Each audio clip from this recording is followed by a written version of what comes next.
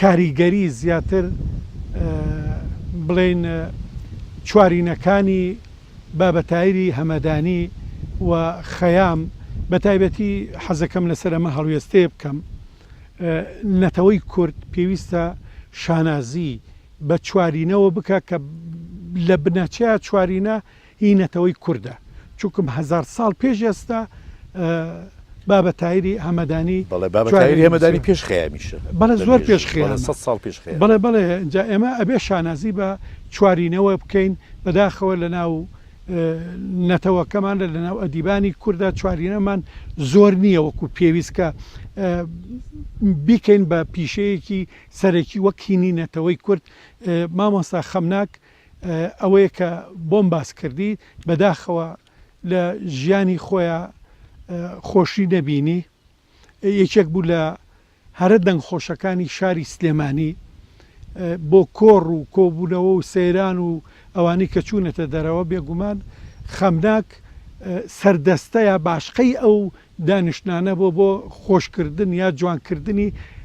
ئەو سەیران و گەشت و خۆشەی کە چوونەتە دەرەوە مامۆستاگیان ببوورە وەک کاک حەمیدیش ئاماژەی پێدا و جەنابیشت ئاماژە پێدا کە بە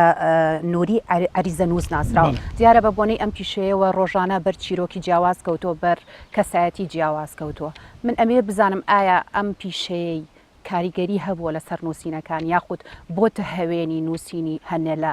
شعرەکانی بێگومان نووسەر یا شاعیر زیاتر دەوروبەرەکەی کاریگەریە بێ بۆ ئەوەی بیکە بە بنەمایەک بۆ چۆنێتی نووسینی شعر بێ یا بابەت بێ یا هەر شتێکی کە بێ بێگومان کاریگەری لەسەر خەمناکە بووە بەڵێ مامۆستا ئەوەی باسمان کرد ئەم ئاستە ڕۆشت بیرێ بەرزە زیاتر لە باوشیەوە بۆی ماوەتەوە وە بزانم بەر لە بەرنامەکە جەنابە باسی ئەوە کرد من خەریکی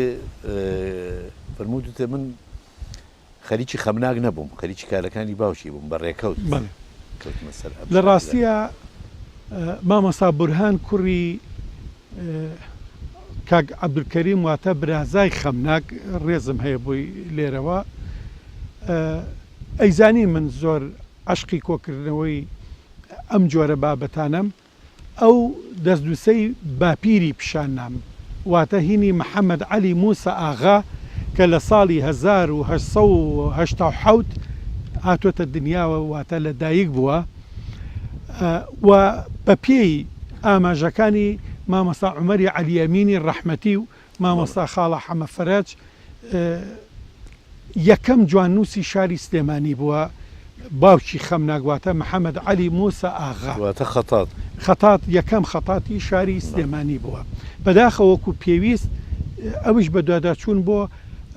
کارەکانی نەکرا بەڵام مامۆستا عومەری عەلیەمین لە یادداشتەکانی خۆیان ئاماژەیەک بە نووسینێکی جواننووسیەکی محەممەد عەلی موسە ئاغا کە لە دوکانەکەی قاراغایە هەڵواسراوە دەستنووسێکی یا بە منهی ساڵی 1923 بوو ئەم دەستنووسە تەمان بە خەتێکی ئەوەندە جوان نووسرا بوو پێویستی بە چاپ نائەکرد وەکو کۆمپیوتەر و ئەو جۆرە شتانە بە بۆچوونی من هەر بەو شکڵە ڕابکێشرایە زۆر جوان بڵێ مامۆستاگیان ئاماژەت بە گرنگی چوارینەدا پێمان خۆشە گەر کاک حەمید بە شتێک لەو چوارینانەمان بۆ بخوێنێتەوە بە هاوکاری خاتوۆی هەسار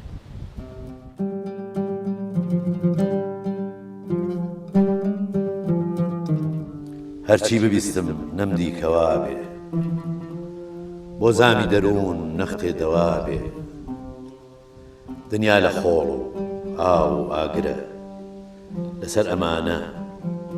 ئەبێ هەوا بێ دنیا جەنگەڵە جەنگەڵستانە لایەکی گەرم و لایە کوێستانە ئەوەی کە بە کوێستان ڕاهات بێ لە ناو گەرمەکە خۆڵی بیابانە ئەوەی بەڕاستی دنیا بناسێ ئەبەت گوێ نادا بە دەنگ و باسێ ئەگەر دوو فلسی زیادی مایەوە بێدەنگ ئەی خاتە دەستی کەساسێ تا ئەمڕۆ هەرچی عومرم بەسەر برد هیچ حاڵی نەبووم لە دنیای نامەرد شوشەی حەیاتی گەلێکی ورد کرد کەوا بە قەهر و جەور و ستەم مرد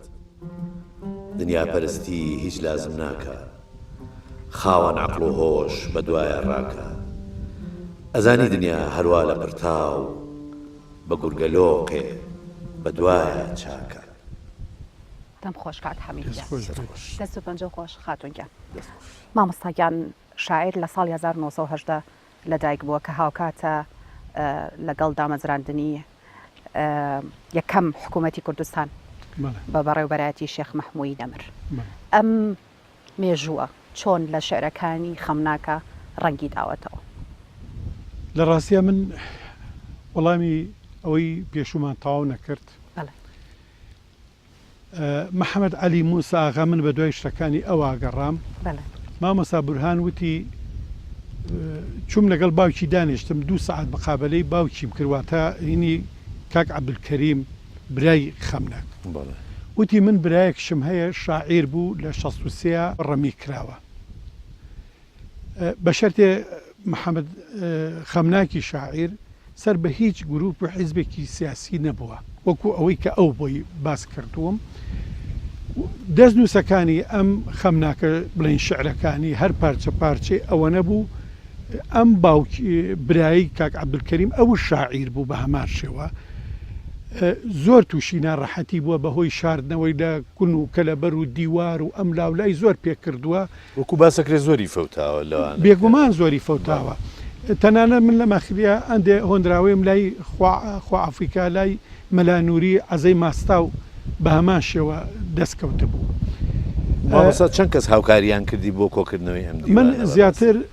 مامۆستا بورهان باوکی مامۆستا بورهان ئەمە هی سەرەکی بوو بۆ من، بەڵام ژیانەکەی زیاتر من لە خوالێ خۆش بوو ئەژی گۆران لەگەڵ مەلا نووری عەزەی ماستا و ئەمانە هاوکاری من بوون بۆ ئەوەی زیاتر بەرچاوڕوونیان ناپێم لە چۆنێتی ژیانی خەمناکی شاعیرە. بەڵام بە زۆری کاک عەبدولکەریم هۆنراوەکانی کۆ کردوێتەوە لای خۆی و هەر پارچی لە شوێنەکە دانابوو بۆ ئەوەی کە نەفەوتێ بە تایبەتی لەو قەدەغەکردنی هاتوچوانی کە لە شاری سلێمانیا بەرجەستا بوو تووشی زۆر ناڕەحەتی بوو بە شاردنەوەی ئەم هۆنراوانەی خەمناک. باسی هینی شێخ مەحموود کرد کە لە هۆنراوەکانی خەمناکە خۆی خەمناک لە ڕاستیە چی وەکو هۆنراوە چی وەکو چوارینە تەمەەن خاوەنی 300 چوارینەیە 300 چوارینەی نووسیەوە هەر یەک لە چوارینەکانی بۆ خۆی پڕاپڕە لە فەلسەفە بە وردی دیارەکە حەمید خوێندووە. بەڵێ من خوێنومەتەوە هەست ئەەکەی کاریگەری بابەتاهیری عوریان و خەیامیش لەسەر چواری خۆی ئەگەر کاریگەری بابەتار ئێمە وتم ئەبێ شانازی بکەین وەکو وادانە وەکو فۆرمی وەکو بێگومان، بەڵام فۆرمەکانی خەمناک ئەگەر دیقەت بی تایبەتمەندی خۆی هەیە چکۆ لە هەر کون و قوشببوونێکەوە شتێکی بەدی کردوێ کردوێتی بە چوارینەکان لە چوارینەیە زۆر مسەیتەر بووە.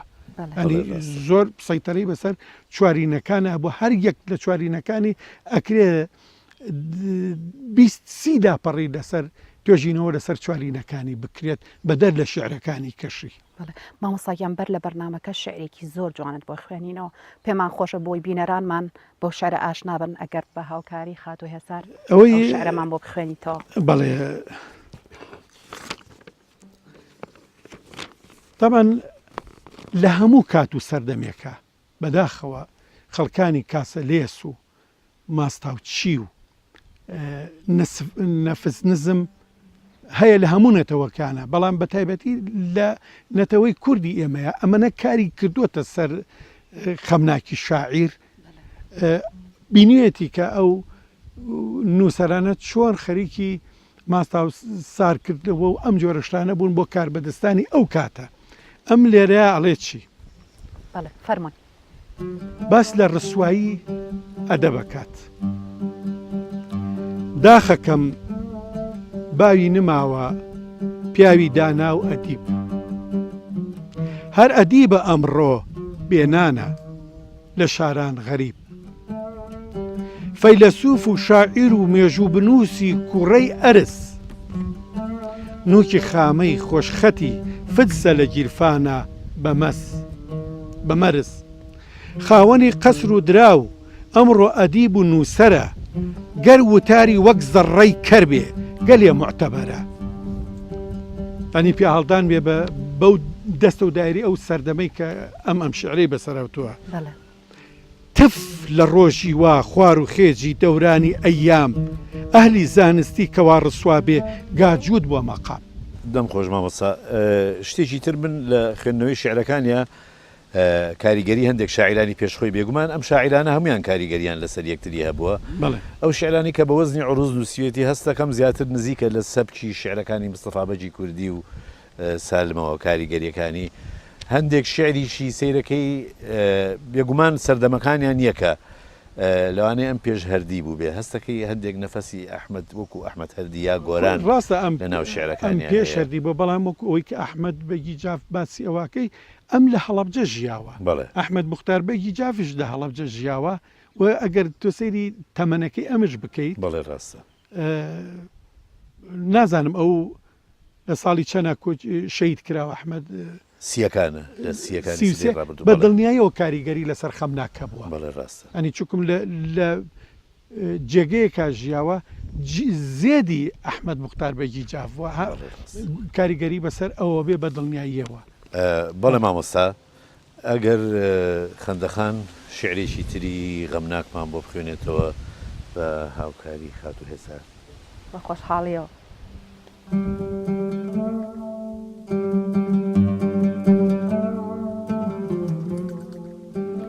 لە چاوی پڕشەرابەت گۆشەگیری چوومە مەیخانە کەویستم نەشئەدار بێسەرم کەمێ بەو چاوە مەستانە شەرابم کردە پیاڵەی چاوی کاڵی پڕ ئەفسوونی تۆ مەزەم ماچی لە بیرود بوو لەگەڵ ئەو کوڵمە سوورانە کەمێ چوومە ناو دەریای خەیاڵی کاتی وەسڵی ڕوود هەموو بەرچاوم تاریک بوو ئەدە بڕۆیشت بە دووئانە سرم ساقط لە ئەحواڵی بەشەریەت هیچ نەما عەقڵم بەبێ عاری هەموو دنیام سەرانسەر کرد بە وێرانە کراسم هەڵدڕی تا خوار جلم شڕ بوو لە شمپارە وەکو پەیتاری ماڵوێران هەموو کرداری شێتانە هەتا ئێستا لە ناو جێگەی شیفادا سەرکز و ماتم کەوا خۆم خستە ناو دەریای عەشق بازی کوێرانە دەفەرموو دلبەرم لوتفێ بفەرمە وێرە لام تاوێ بە پەنجەت تاک و ساڕێژکەی لە گیانم ئەو برینانە نەبوو مەرهەم بهێنێ دڵبەرم بێت بۆ شفای زانم منی باوک حەماڵ کەی یاری پێ ئەدرێ وەزیرانە. بەڵێ مامۆستاگیان دیارە لە پاشکۆی دیوانەکەیە شعرێکی زۆر جوانی شێرکۆیۆ بێ کەسی نەمر هەیە کە ئەڵێ ڕۆژێ لە ڕێ بایەکی وێڵەوە کە ڕێی کەوتوبووە حامیە و خۆی کردبوو بە بایەکی عەرەب زوبان دوای دەرباز بوون هاتە لامان ئیتر ئەو ساتێ گەیشت چی ڕووی داوە واکەوتی منەزانم جارێکی تر عەریزە نووسەکەی ئێوە نایەتەوە. بەڵێ لە ڕاستیە 13 تا 14 لاپەڕەیە لە دیوانە قەسیدەی کورسیە کە شێرکۆبێ کەس بۆ خەمناکی و تۆ دیارە خەمناک یەکێک بۆ لە هاوڕێ خۆشەویستەکانی خەمناک وە لە وەسیەتنامەکەشە کاک شێرکۆبێ کەس ئەفەرمێ بۆیە من حامیم هەڵبژاردەوە کە لەوێ بمێژن لەبەر ئەوەی هاوڕێکانی کاتی خۆم ناوی چەندانەیەکێنێ و 3 جار ناوی ناوەکانی کەی هێنێ مامۆستا یاسینە مامۆستا ئیسماعیل بەڵێ بڵێ ئەوانەی کە لە 63 شەهید بوون و بە دڵنیاییەوە لەبەر خۆشەویستی ئەو کۆمەڵە هاوڕێی کە کاتی خۆی هاوڕێ بوون حەزی کردووە لەوێ بنێژرێت و بە تایبەتی نووری عەریزەنووس کە بەو شێوەیە ئەو ناوێ هێنێت. بەڵێ مامۆستا بابەتێکی تر هەبوو حەزم کرد باسی بکەم باوکی خەمناک جگە لە ئەوەی کە بڵێن خۆشنووس بووە یان و سەر بۆیە ئەدیب بووە ئەڵێن گوایە خەریکی فەرهەنگێک بوو. بەڵێ لە ساڵی 1930 فەرهەنگێکی نووسیوە فەرەنگەکە کوردیە عەرەبیە تورکیە بەڵام بەداخەوە تەواوی نەکردووە هۆکارەکە نازان بۆ تەواوی نەکردو بەڵام بە دەستنووسی ئەوەش ماوەتەوە بە دەردەوەش کاک حەمید جوانەکەی محەممەد عەلی موساغا لەوا بووە لە هەر دایرەیەک لە فەرمانگەیە کابوو بێ تەواوی ئەو هینانەی ڕۆژانە نووسیوە مەسەلە ئەو مانگە مۆڵەتەکەی چەندێ مۆڵەتی وەرگتووە یا بڵێن موچەکەی چەند بووە یا لە کوێ بووە هەمووی نووسیوەتەوە کابراایەکی زۆر وتوریا بووە بۆ ئەوەی کە بۆ ئەرشیفسازی نەتەوەکەمان ئەتوانی بیکەی بە بناغەیەکی زۆر بەهێز. بەڵێ مامۆستاکیان دیارە بەڕێستان زۆر گرنگی بە فەرهەنگ دەدەن بە فۆلکلۆر دەدەن و مانەوەی ئەم دەستنووسانە و کۆکردنەوەی ئەم بەرهەمی ئەم شاعیرانە بەڕاستی ژێرخانێکی زۆر دەوڵەمەنە بێ بۆ ئەدەبی کوردی. ڕێنمایی بەڕێستان چییە بۆ ئەوەی ئەم دەستنووسانە بپارێزرێت؟ وەڵاهی ڕێنمایەکەی من چییە لە ڕاستیە ئێمە ئەتا ئێستا خاوەنی هیچ شتێک نەبووین بەڵام سپاس بۆ خوا ئێساوە بنکەی ژین هەیە ئەوە چەند جێگەیش کە هەیە لە کوردستانە ئەو دەستنووسانە ئیتر زۆر گرنگە بگەڕێتەوە بۆ بنکەی ژین یا بۆ هەندێک لەو جێگانە ئەوانە کاری لەسەر بکەن ئەوانە ئەیپارێزن ئەوانەی هەندێک دا و دەرمانی تایبەتیان هەیە کە ئەو کاغەز و شتانش لە فەوتان ڕزگار بکرێ بە بۆچوونی من پێویستە چێشتی هەیە لە دەستنووس بە تایبەتی بهێنن بۆ ئەو جێگایانە بپارێزرێ ئەوانش بە پێی پێویست ئیشی لەسەر بکەن و چاپی بکەن ئەوە جێگەی خۆیەتی. بەڵێ مامۆستا ئێمە کە سەیری شعرەکانی خەمناکەین شعرەکانی فرە ڕەهەندن واتە لە یەک بۆ یەک بابەت و بۆ یەک مەسەلە شعری نەنووسی بۆ بابەتی گەلێک جیاواز نووسیوێتی وەک بەڕێزیش باسی کرد ئەڵێ ئەو ئینتیمای حیزبی وشتیشی نەبووە بەڵام لە شعرەکانیا بەڕاستی خەباتی نەتەوایەتی هەیە بەڕاستی خەباتی چینایەتی هەیە و هەندێک جار دژی دەرەبەگایەتیش شعری نووسیوە. ئەم ڕۆحیەتە لە چۆوە هێناوێتی ئەمە کاریگەری کوێیە چییە؟ پێ بە پێی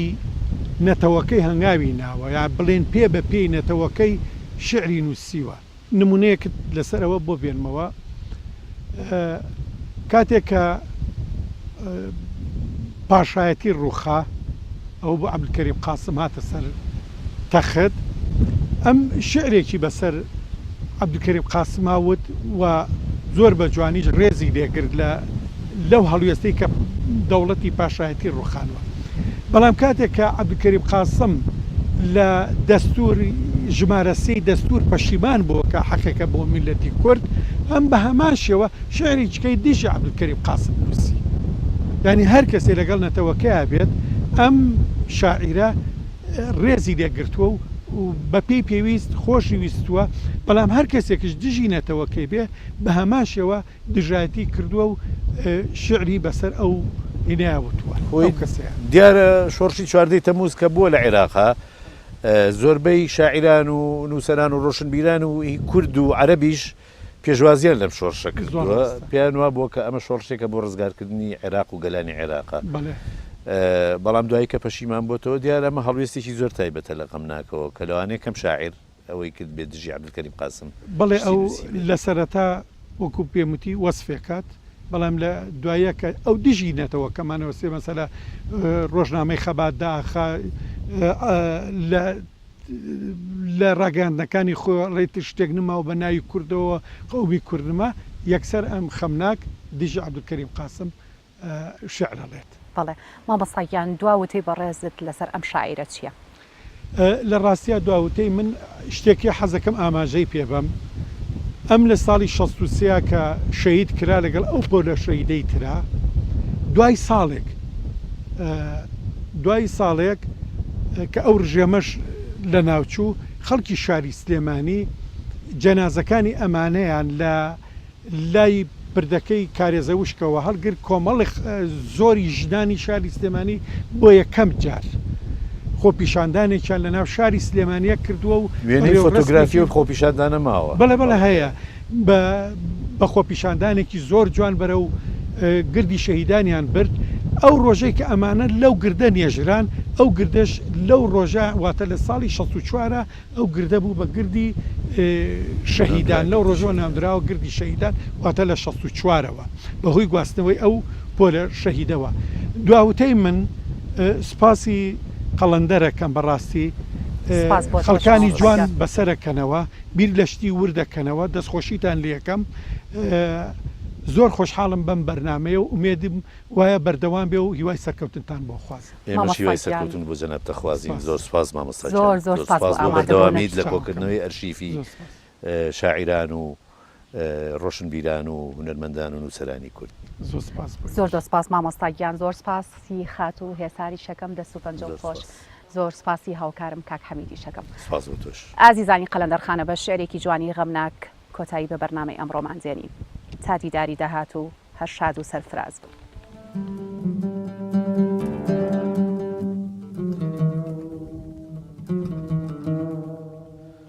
من غەریبانە تەماشای چەمەنکارم نییە، هیچ بە سۆزی بولبول و گوڵزار بەهار یارم نییە، تا بە حەسرەت سۆزی پرداغم لە سینە دەربکەم، وا شەو و ڕۆژ مەستی بادەی ڕەنگی گوڵنارم نییە. من لە دنیای حاڵدام و قەل ئەڵێت خۆشە حیات، ئەو حیاتەی وەک عەدەم بێ تا عەدەم دارم نییە، بەهبەهی خۆراکی خۆش و بەرگی جوانم لێەکە، بەرگی شانی خوارم و دووەم مەزەی زارم نییە، یا لە باخاتی خەیاڵی یعنی پڕجانەوەرن، دوور لە گەشتی چونکی توانای زەهری ڕەشمارم نییە. من لە ڕۆژێکەوە پەیدا بووم لە ناو جیهانی دوون، پیری پەککەوتەم و دەنگی هاوارم نییە.